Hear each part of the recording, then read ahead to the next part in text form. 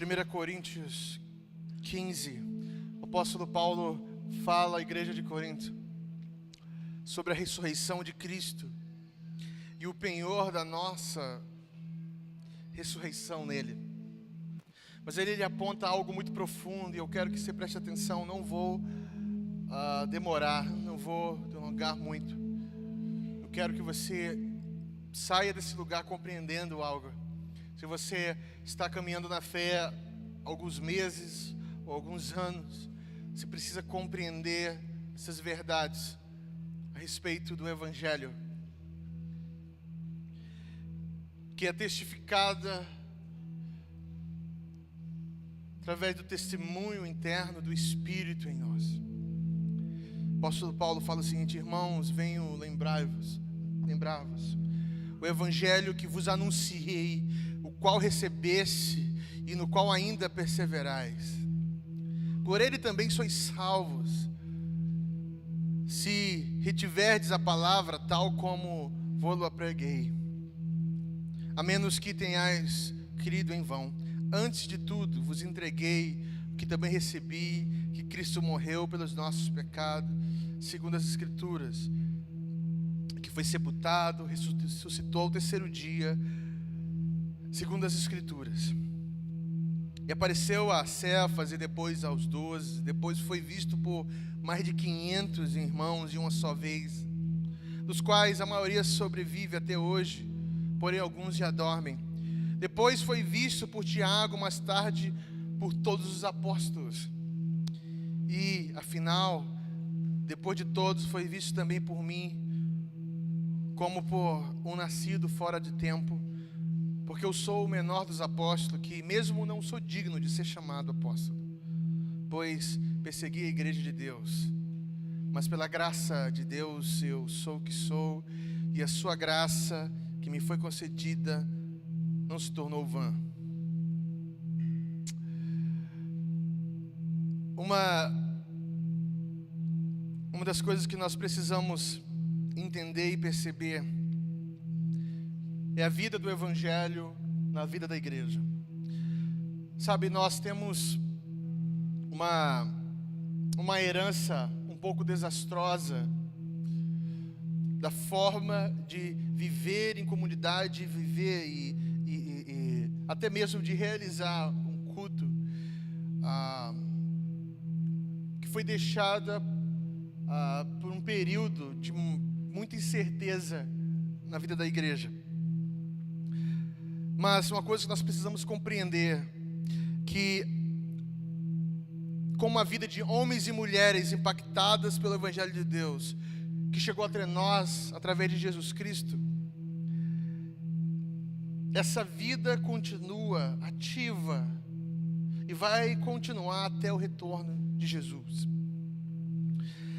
E vida de homens e mulheres tem sido usadas para a transformação de outros e até mesmo de uma sociedade inteira, porque eles compreenderam algumas verdades sobre o Evangelho, e nós não podemos sair desse lugar sem compreender essas verdades sobre o Evangelho. Você pode ter já um bom tempo de leitura bíblica e até mesmo se orgulhar de quanto tempo você serve o Senhor, mas se você não compreende essas verdades, algo ainda está incompleto, ou você está, digamos que, andando pela metade. Então eu quero falar aqui de 3 verdades contidas a respeito do Evangelho que todos nós precisamos conhecer. E minha esperança é que o Espírito Santo de Deus me ajude e te ajudando a compreender e guardar isso no teu coração, para que você não saia desse lugar e depois, com tantos a fazer, esquecer ou até mesmo deixar de lado. A minha esperança é que essa não seja mais uma mensagem de culto onde você fala, que palavra boa, mas que não surtiu tanto efeito na tua vida em si. Porque nós temos essa tendência também. Nós amamos tanto a novidade que nós nos esquecemos do básico. Eu tenho observado que hoje há um clamor a revelação, há um clamor pelo novo. Todo mundo clama pelo novo, e quando tem aquela revelação, até mesmo, nós estamos confundindo revelação com frase de efeito hoje, está uma loucura. Mas todo mundo fala, uau, que coisa boa. E às vezes tem uma desconexão com o básico, com a verdade. Eu tenho descoberto nessa jornada, nessa peregrinação cristã, que quanto mais você compreende o básico, o fundamento da fé, menos valor você dá para novidades. Porque aqui se renova, você volta a essas verdades, e essas verdades são o que sustentam a vida da igreja em toda a história. Eu tenho alguns testemunhos de conversão durante o meu tempo de convertido aí. Teve o tempo que eu aceitei Jesus, teve o tempo que eu me converti, mas tem um tempo que eu estou me convertendo sempre. Então assim, tem umas 8 conversão. Sabe aquele irmão que todo domingo vai na frente aceitar Jesus? Que passa anos e anos, ele está o primeiro aí na frente quando faz apelo? Então, é basicamente assim, quando eu leio a Bíblia e descubro mais um fundamento, algo que eu não me converti de novo. Então, verdades que nós precisamos compreender. Primeiro, precisamos entender, preste atenção nisso, que o Evangelho de Jesus tem um poder de fazer na vida de um homem e de uma mulher o que ao longo da história, ideologia nenhuma conseguiu. Ou demonstraram capazes de fazer ou conseguir realizar. Sabe, nós temos uma facilidade de abraçar ideologias, movimentos. Nós sempre clamamos por intervenções. Parece que existe no coração do homem esse anseio por revolução. E quando em vez nós olhamos ao nosso redor, olhamos para nossas vidas e nós clamamos por uma intervenção. Mas por não conhecer a profundidade do Evangelho, nós caímos em armadilhas, em abraçar movimentos, por exemplo, abraçar ideologias, ideias políticas, porque há um anseio por mudança, há um anseio de ver uma transformação, e nós abraçamos isso como uma verdade, e essa verdade começa a ser o sentido pelo qual nós vivemos.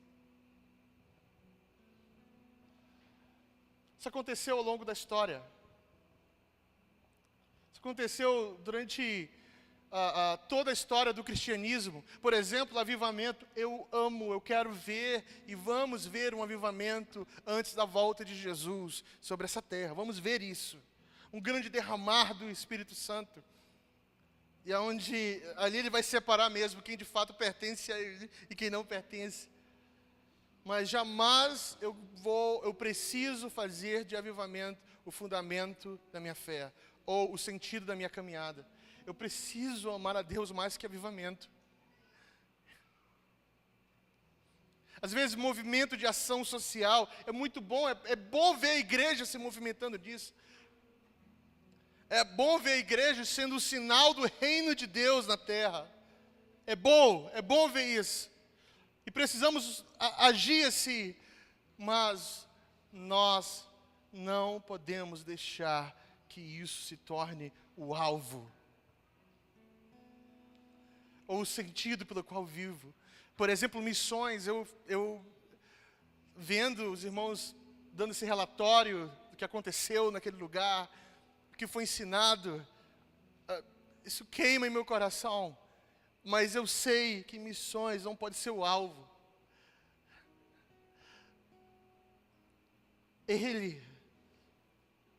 Jesus, o Evangelho, tem que ser o meu ponto principal.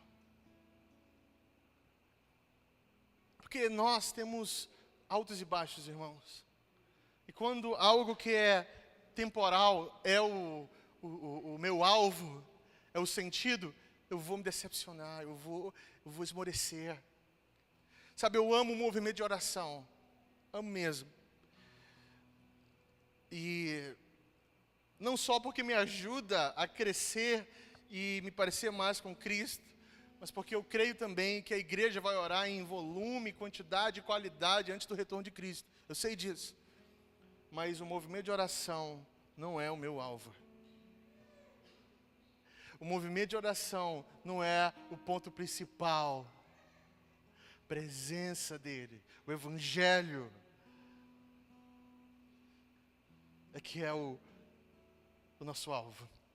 Ele é o nosso alvo. Então, ao longo da história, tentaram transformar e ajustar a mente humana a certos movimentos e ideologias. Nós não precisamos de uma ideologia, nós temos o sentido da vida. Você não precisa de ideologia para viver. Sabe, às vezes nós buscamos, eu quero conhecer, saber do meu ministério para que eu possa descobrir o que fazer para começar a conviver e viver bem. E a busca pelo ministério, por exemplo, tem sido a vida de muitos. Eu quero descobrir o que o Senhor me chamou para fazer. Será que eu sou um mestre? Será que eu sou um pastor? Sei lá, eu vou dar a vida por um país. Eu vou para a África, eu vou para o interior. O Michael Orton fala algo interessante. Ele fala assim, que todo anseio missionário ele tem que ser questionado primeiro. Porque talvez ali há uma fuga do cotidiano. É porque é mais fácil ir chegar no lugar e morrer por pessoas desconhecidas do que você todos os dias olhar para a mesma mulher ou para o mesmo irmão e amar. Ele fala assim, o primeiro anseio missionário que vem no teu coração tem que estar sob suspeita.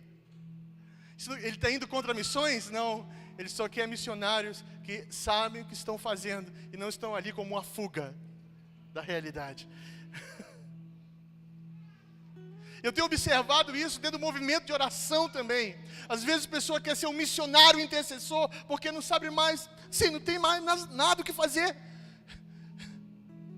Eu não tenho mais nada o que fazer, eu vou ser isso. E é uma fuga do ócio.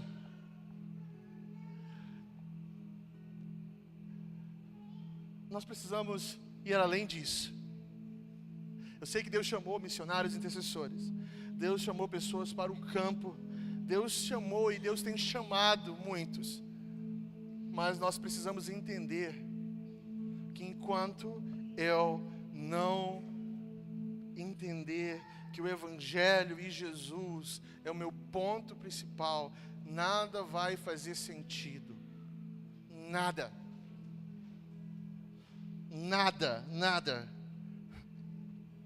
O único poder capaz de transformar homens e mulheres de dentro para fora chama-se Evangelho de Deus. Não é um chamado. Não é um casamento. Não é um propósito. Não é um movimento. É Evangelho de Deus. Boas novas, boas notícias de Deus que chegou até nós. Amém, queridos? Segunda verdade, a transformação gerada na vida de pessoas que se rendem ao Evangelho de Jesus provoca um redimensionamento de suas crenças, valores e atitude com o mundo. É interessante como às vezes a pessoa, eu me converti, eu sou crente, mas a sua visão de mundo continua comprometida. Sua visão de mundo continua do mesmo jeito. Nada faz sentido para ele. Fora da realidade que ele criou para si, tudo é preto e branco. É aquilo que o Francis Schaeffer fala, né? O Schaeffer fala que para muitas pessoas a vida só tem sentido no louvorzão. Depois do louvorzão, a vida é preta e branca. A vida só tem sentido quando eu estou sentindo algo. Mas nós temos que viver além disso. Temos que ir além. O Evangelho provoca um redimensionamento de nossas crenças e valores, e temos que entender, ser resgatado pelo Evangelho de Cristo, não é mudar de religião, não é só uma transformação intelectual, mas tem a ver com a mudança interna, começa no coração, lá dentro. Algumas coisas vão começar a perder sentido mesmo, porque nós estamos começando a olhar as coisas pelo óculos da realidade. Então, tem muitos evangélicos que mudaram suas crenças, que se tornaram, mudaram de religião, mas continuam observando o mundo pela mesma ótica. Não há mudança. Ou é uma mudança só intelectual, ou apenas uma mudança estética. Só uma mudança estética. E parece que é diferente porque a linguagem é outra. Então, é só uma mudança semântica e uma mudança estética. Não há transformação de realidade. Não há transformação de realidade. Vocês estão entendendo? Então nós temos que entender algo.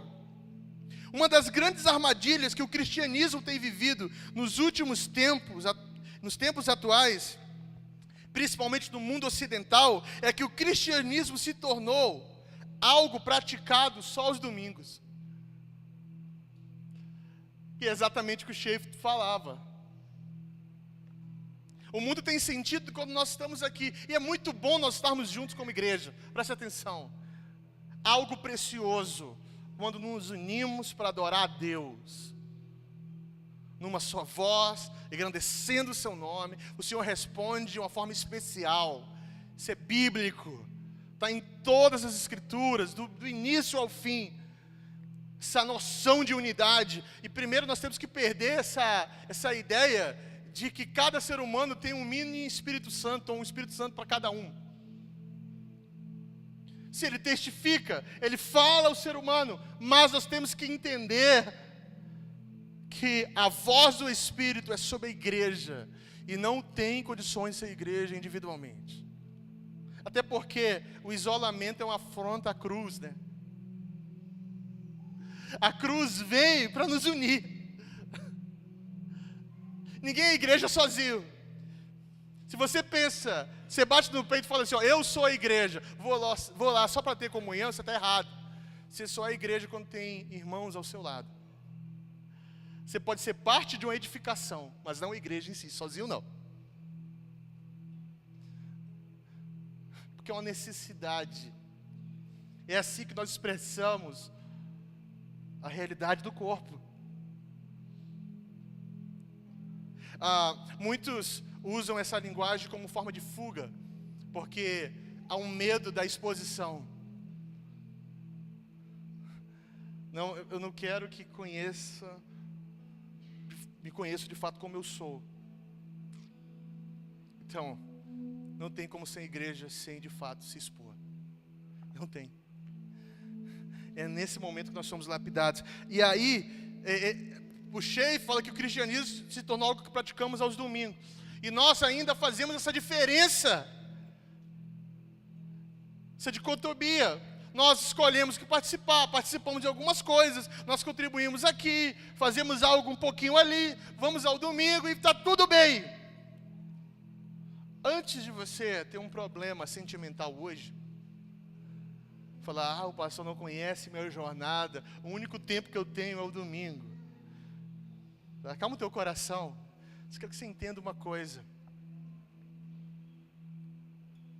É que nós fomos tão afetados na maneira de viver como igreja, que nós adaptamos a igreja à nossa maneira de viver, e não a nossa maneira de viver. Qual que é essa igreja?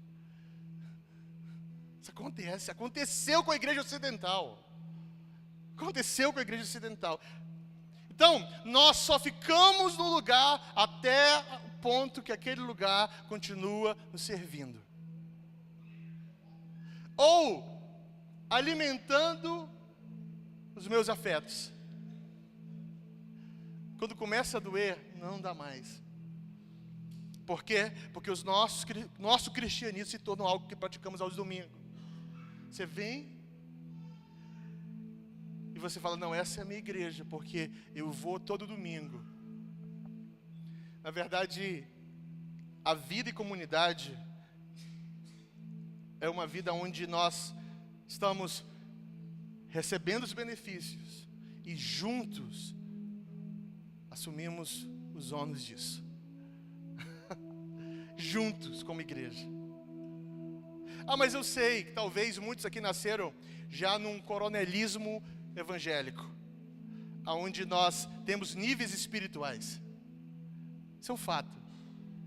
Alguns irmãos, por exemplo, quando olham o grupo de louvor, o pastor falando, ele está olhando pessoas inatingíveis para eles.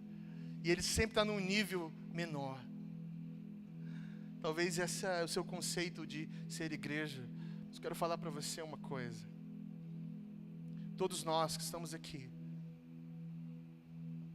somos pessoas que não merecíamos, mendigos que foram resgatados pela graça de Deus.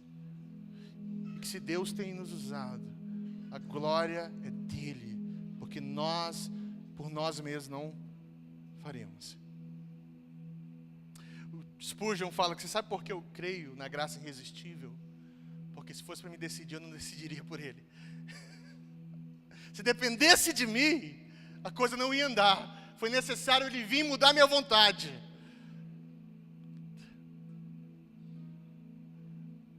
Acho que todos nós aqui temos essa experiência, né? Que se dependesse de você, irmão, pode ter certeza, você não estaria aqui. Que bom que nós temos o Espírito Santo. A maioria dos cristãos hoje ainda não compreenderam que quando você compreende que Deus é Criador, entrou na história e naquela cruz morreu por você e convida você para se render e fazer Ele não apenas o teu Salvador, mas o teu Senhor. Falei isso na quarta-feira, na quarta acústica. Há uma linguagem muito errada, até algumas afirmações bastante erradas, de que há uma diferença entre salvação e reino de Deus. Tem gente que fala assim, você é salvo, mas ainda não está no reino. Jesus é teu Salvador, mas ainda não é teu Senhor. Enfim, tem gente que pensa que Jesus é seu Salvador e ele não é seu Senhor, mas ele nem seu Salvador ainda é. Porque não tem condições de separar salvação e senhorio. A salvação é o reino de Deus. Quem é salvo pela graça de Deus está no reino e precisa ser o sinal do reino de Deus na terra. Não tem jeito. Não tem jeito. Não tem essa história. Eu fui salvo, mas ainda estou ali, tentando deixar de ser Senhor.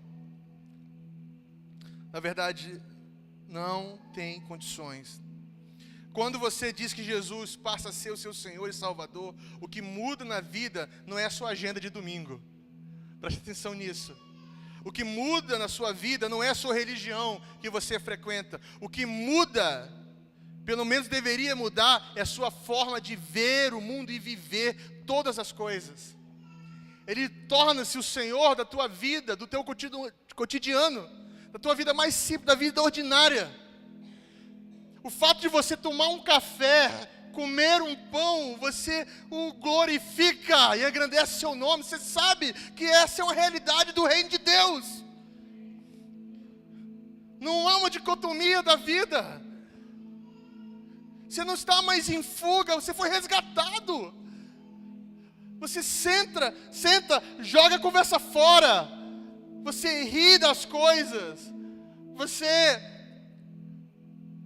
tem temor da sua presença. Ama estar na sua presença. Atura aquele irmão chato, vizinho chato. E sabe que se de alguma maneira ele está sendo usado para lapidar o teu caráter. Porque muitos de nós não gostamos do outro porque observamos no outro nós mesmos. É um espelho ali. Já vi muitos chegarem comigo, eu não suporto o irmão, e eu olho para ele, a vida dele é exatamente a mesma coisa, as mesmas atitudes. Ele não suporta a pessoa porque ele se observa ali. Ou ele está se observando, ou ele sabe o que está ali adormecido dentro dele, mas ainda pode sair. E ele está olhando o que ele pode ser, e ele não quer ver isso. Essa é a nossa luta, a nossa guerra. Nós temos que entender que se o Senhor Jesus é o Senhor da nossa história, o cotidiano, a vida simples precisa ser valorizada. O fato de você estar aqui, agradecendo o seu nome, louvando, saindo desse lugar, você não vai apenas falar, olha, que culto bom. Não, você sabe que você está diante de Deus, para Ele, você vive por Ele, para Ele. É aquilo que Agostinho fala, a vida corondel, né? Diante da face de Deus. Está diante da face de Deus. Das coisas mais simples, as mais complexas. Se Ele é o Senhor, você sabe que tudo que você faz é para a sua glória. Você come algo para a sua glória. Tem alguns irmãos que têm dificuldade de conectar, por exemplo, diversão com glória de Deus. Porque parece que cristão verdadeiro é cristão que vive ali sofrendo o martírio do dia a dia, né? Pô, gente, quem nunca caiu nessa armadilha? Pastores são bombardeados, não é verdade? Nisso. Uma vez só um exemplo para você, conversando com um pastor, eu falei, cara, por que você não, falando sobre o que gostava de fazer exercício e tal, eu digo, que bom que você gosta, eu não. Mas assim, que bom que você gosta. É visível que eu não gosto. Então assim, ele gosta assim. Eu falei, cara, por que você não vai para uma academia? Ele falou, não, vai com o irmão me ver lá. Eu digo, gente, que é isso? Eu falei, não. Eu falei, você acha que Deus tem dificuldade com isso? Eu falei, não sei. Vai que isso soberbeça o meu coração. Eu digo, querido, se ainda vive pelos seus medos, seu medo é o seu Senhor. Precisamos vencer isso. Uma vida corondel é que o mundo faz sentido e não apenas o louvorzão do domingo. E sabe uma coisa legal? É que você frequenta a comunidade, mas você vai lá para adorar com os teus irmãos, engrandecer o nome do Senhor, ser alimentado, mas a vida já tem sentido para você, porque Ele é o Senhor da tua vida. E aí sim, nós estamos juntos como corpo de Cristo, sendo alimentados, e nós sinalizamos o reino de Deus na terra. Nós vivemos aquilo que nós comunicamos que está vindo. A igreja de Cristo é um sinal escatológico sobre a terra. Quantos creem na volta de Jesus, o retorno de Jesus? Amém. Nós cremos. E nós temos que viver nessa dimensão. Você crê que quando Ele voltar, Ele vai estabelecer um reino de justiça e paz sobre a terra? Você crê nisso? Porque a igreja não é um sinal, um reino de justiça e paz sobre a terra. O problema é que ainda nós estamos sobre os holofotes do iluminismo que varreu a Europa. Que é um evangelho antropocêntrico, tem que ser para você, por você. Hoje eu vi uma figura, está em inglês, eu falei, vou fazer essa figura em português. Presta atenção, é um cara se afogando, viu, Efraim? O cara está se afogando no mar e tem um salva-vida que ele fica sentado em cima, né? Ali naquele, como é que é o nome? Um banco bem alto. E na costa dele está escrito, Life Coach, o coach da vida. E ele grita para o cara, traça uma meta de vida, seus alvos, seus sonhos, o cara se afogando.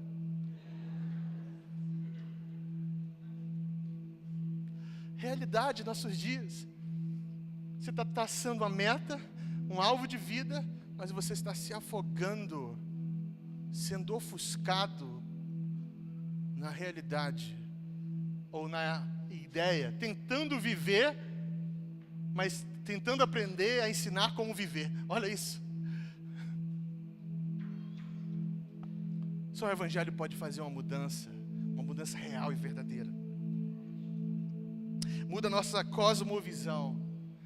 É uma palavra parece que está aí bem presente hoje. Todo mundo fala ou quer ensinar sobre cosmovisão. Mas cosmovisão vai além de um sistema de crença, ou de um pensamento, uma mudança de pensamento. É uma mudança no interior, é nova criatura, é no coração, começa lá dentro. Cosmovisão começa um coração de pedra sendo removido e sendo colocado no coração de carne. Cosmovisão começa com humanidade. Humanidade. O cristão aprendendo que ele não é super-homem e nem anjo. Ele é ser humano, restaurado para a glória de Deus. Aí começa a caminhada. Começa a caminhada. Então o Evangelho não transforma a minha agenda de domingo. O Evangelho transforma a minha visão de mundo. E a terceira, que eu quero finalizar com isso. Homens e mulheres transformados pelo poder gracioso do Evangelho de Jesus tornam-se transformadores, agente de transformação na história, promovendo os valores do reino de Deus. Olha que loucura. Tem gente que acha que reino de Deus é o que aconteceu, a cena patética que nós vimos há poucos dias, num debate presidenciável. O cara abrir a Bíblia, começar dando glória a Deus, abrir a Bíblia e tudo é falando. Olha só que interessante, ele fala assim, ó: não confie nos homens, confie só em Deus, mas vote em mim. Olha isso, gente, meu Deus. Ou ele se colocou na categoria de Deus, ou nós ficamos burros. Você está entendendo? Eu não estou, calma, não estou atacando e nem vou aqui entrar nessa questão política. Quero falar para você que evangélicos comemoram isso como reino de Deus. Olha que ridículo. Olha que ridículo. Um irmão falou: que bom, mas a palavra foi lida. Não é isso, gente. É que ali agora o pessoal está vendo, olha os evangélicos aí. Não é isso. Nós somos agentes de transformação na história, promovendo os valores do reino de Deus. Se nós cremos que o reino de paz e justiça vai ser estabelecido e que o Cristo é o nosso Senhor, nós vamos sinalizar esse reino agora. Ainda não está em plenitude, não, até porque nós não vamos implantar esse reino, mas existe o poder do Espírito sobre a igreja, e a igreja sinaliza essa verdade. Você está compreendendo isso, gente? Eu vivo na história, estou com os meus pés na história, mas vivo na eternidade. Como Abraão. Abraão é um verdadeiro exemplo. Estava ali obedecendo a direção de Deus, peregrinou sobre as terras, era dele, mas como se fosse dele, porque o seu coração estava na cidade onde Deus é o próprio arquiteto. Olha isso. A vida de Abraão é um exemplo incrível para nós. O mundo para Abraão fazia sentido, porque senão ele não tinha obedecido. Imagina, ele obedeceu cegamente. Por isso, cego em algum sentido. Você entendeu o que eu quis falar? O Senhor falou: sai, ele saiu. Sai das tuas terras. Para o cristão moderno, ele ia perguntar para Deus assim: o que vai acontecer? Qual a vantagem? Qual o retorno disso tudo? Porque nós estamos na geração do propósito. É a geração do propósito. Se eu vou obedecer a tua voz, tem que ter um retorno nesse negócio. Ô, gente, eu sou crente, mas não sou bobo. Não é isso? O pessoal fala. O Senhor me salvou, mas não me abestalhou. Oh, que frase ridícula. Frase ridícula. Se você falava isso até agora, pare, em nome de Jesus. Entenda uma coisa: cristianismo é viver confiando no caráter de Deus e caminhar sem garantias. mas sabendo que Ele é um Deus bom. E que todas as coisas vão cooperar para o bem daqueles que o amam. Olha que coisa interessante. Então o cristão moderno ia falar assim: Deus, é o seguinte, vamos lá. O Senhor pediu, estou deixando aqui, estou fazendo o meu sacrifício para o Senhor. Quais as garantias? Era Abraão atual, né? O Abraão confuso, né? O Abraão da depressão. Ia ser esse. Ele ia olhar e falar: e agora, Deus? Eu vou para lá, o que eu faço? O Abraão do Facebook. Aí Abraão ia colocar assim: gente, ouvi a voz de Deus para sair da minha terra. Ore que eu estou confuso. Peça a oração dos irmãos. E aí ele ia questionar: será que não é a voz do diabo? Ia repreender por 2 dias. Está amarrado em nome de Jesus. Se é a voz de Satanás, não vamos. Uma coisa interessante. Está vendo como o cristão moderno é confuso? Mas Abraão foi, obedeceu, fez, foi chamado de amigo de Deus, pai da fé. A carta de Hebreus, eu choro todas as vezes que eu leio Hebreus 11. Porque Deus chamou Abraão de seu amigo. Eu tenho um amigo em Abraão. E Jesus repetiu, né? Quem aqui, eu vou fazer isso, eu não ia fazer, amor. Quem aqui se considera amigo de Deus? Levanta a mão. Ou ninguém, gente, ó. Azazá é um homem de Deus. Ninguém, né? Então tá bom, eu vou pregar o evangelho agora para vocês, porque vocês precisam se converter. Quem se considera amigo de Deus aqui? Não. Todo mundo com medo. Tá vendo? A insegurança. Você tem insegurança no que você está vivendo. Jesus falou assim, ó: o meu amigo é aquele que faz a minha vontade, me obedece. Lembra disso? Eu vou chamar de amigo aquele que me obedece. Opa! Por isso que Abraão foi chamado de amigo, porque ele obedeceu. Ele não pediu garantias. Ele não fez um voto de 7 dias para saber se era Deus que estava falando. Entendeu, meu irmão? Você acha que Deus continua falando da mesma maneira com o seu povo? Será que a Bíblia fala isso ao seu povo? Se Ele fala, nós temos que começar a romper com algumas coisas.